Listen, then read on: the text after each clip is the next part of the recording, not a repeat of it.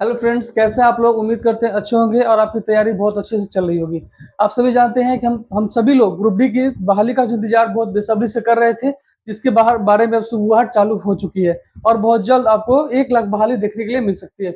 ये सूचना जो है किसके द्वारा दिया गया है, तो AIRF यानी ऑल इंडिया रेलवे फेडरेशन के अध्यक्ष के द्वारा ये दिया गया है। तो आज हम जानेंगे कि railway group D upcoming vacancy 2024 के बारे में कि कितनी बहाली आने वाली है, सिलेक्शन प्रोसेस क्या रहेगा, एग्जामिनेशन फी क्या लगेगा, एग्जाम का सिलेबस क्या होगा, कितने समय आपको मिलेंगे एग्जाम के लिए, फिजिकल का क्या होगा, और सारा पूरा डिटेल्स वीडियो में हम समझने वाले हैं। तो हमारे साथ बने रहे। चलिए हम शुरू करते हैं। सबसे पहले तो ये जानिए कि railway group D upcoming vacancy 2024 है।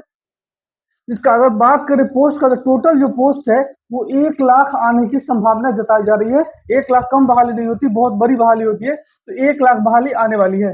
उसके बाद ये सूचना किसके द्वारा दिया गया है, तो ध्यान रखिएगा, AIRF यानी ऑल इंडिया रेलवे फेडरेशन के जो चेयरपर्सन है उनके द्वारा ये सूचना दी गई है। तो ये सूचना गलत नहीं हो सकता है।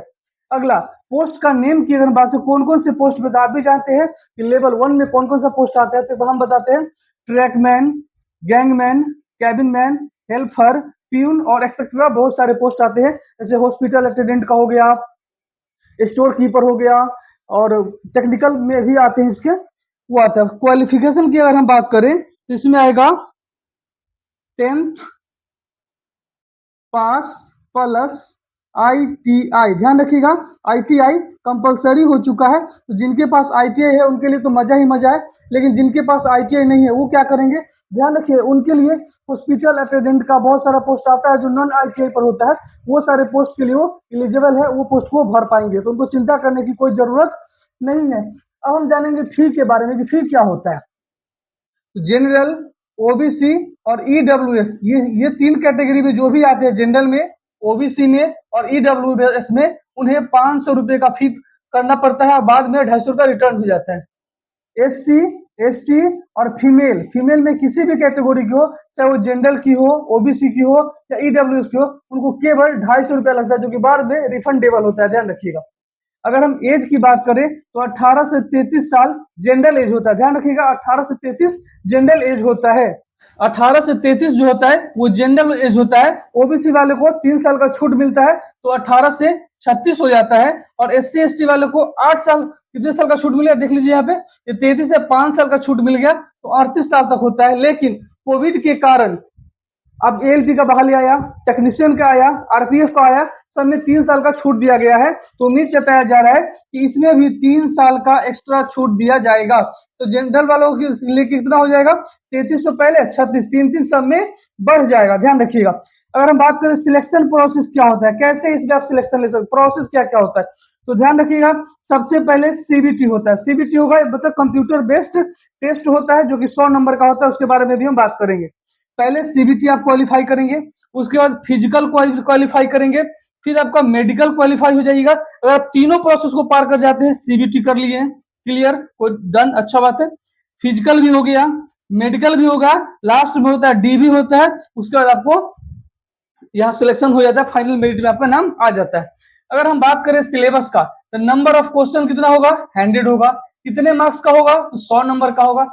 क्या निगेटिव होगा या नहीं होगा, तो 1/3 निगेटिव है। 1/3 कहने का मतलब हुआ कि अगर 3 आप गलत बनाते हैं तो 1 सही का नंबर काट लिया जाएगा। अब किस किस सेक्शन से कितने प्रश्न आते हैं उसको देखिए। मैथमेटिक्स से यानी मैथ से आपको 25 नंबर पूछे जाएंगे, साइंस से 25 नंबर पूछे जाएंगे, और रीजनिंग से आपको 30 नंबर पूछे जाएंगे, और जनरल अवार्ड, करंट अफेयर और जनरल अवेयरनेस से आपको 20 नंबर पूछे जाएंगे। कुल मिला के जो प्रश्न पूछे जाते हैं वो 100 प्रश्न पूछे जाते हैं। ध्यान रखिएगा, कुल मिला के आपको 100 प्रश्न पूछे जाएंगे, जिसके लिए आपको समय निर्धारित किया गया 1.5 घंटा, यानी 90 मिनट का आपको समय दिया जाता है। 90 मिनट में आपको प्रश्न को हल करना है। 4 सेक्शन में आपको प्रश्न आता है, मैथ का, साइंस, रीजनिंग, जनरल अवेयरनेस और करंट अफेयर का आता है। अगर हम बात करें फिजिकल का, तो फिजिकल में फीमेल का अलग होता है और मेल का अलग होता है। मेल में क्या होता है, 35 kg वजन लेकर आपको 100 मीटर की दूरी तय करनी पड़ती है 2 मिनट में। ध्यान रखिएगा, वजन 35 kg, बालू वालू भरा रहेगा उसमें, उसको लेकर के आपको 100 मीटर की दूरी तय करनी है। कितने मिनट में, तो 2 मिनट में आपको तय करनी है। महिला में क्या होता है कि उनको 20 केजी का वजन लेकर के सेम डिस्टेंस को 2 मिनट में तय करना है। वजन कम जाता है 15 केजी, लेकिन बाकी वैसा क्या रहता है, बराबर रहता है। रनिंग बात करें मेल की, तो 1 किलोमीटर की दूरी 4 मिनट 15 सेकंड में बॉयज कैंडिडेट यानी मेल कैंडिडेट को तय करना है। 4 मिनट 15 सेकंड में 1 किलोमीटर। लड़की के लिए क्या है कि 1 किलोमीटर दूरी उनको भी तय करना है, लेकिन समय बढ़ जाता है। 5 मिनट 40 सेकंड का लड़कियों को समय दिया जाता है उस दूरी को तय करने के लिए।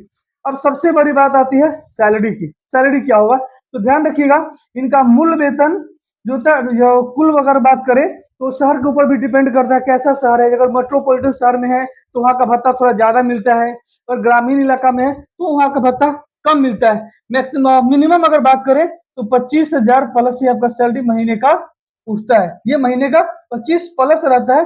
मेरा एक दोस्त है जो बेंगलुरु में अभी जॉब कर रहा है, ग्रुप डी में ही है, तो उसका सैलरी पर मंथ 38,000 रुपया आता है। तो सबका शहर पे डिपेंड करता है। तो इस तरह से आपको पूरा ये डिटेल है, और अगले बार हम जो वीडियो लेकर आए हैं उसमें आपको बताएंगे किस तरह मैथ को किस तरह क्लियर करेंगे, साइंस को कैसे क्लियर करना है, रीजनिंग कैसे क्लियर करना है। मेन जो वेटेज इसमें होता है मैथ, रीजनिंग, साइंस, अगर ये आपका क्लियर है तो इसमें तो आप नंबर 10 नंबर आराम से उठा सकते हैं, आपका जॉब पक्का लगेगा इसमें। तो आज के लिए इतना ही, फिर मिलेंगे अगले वीडियो में। जय हिंद।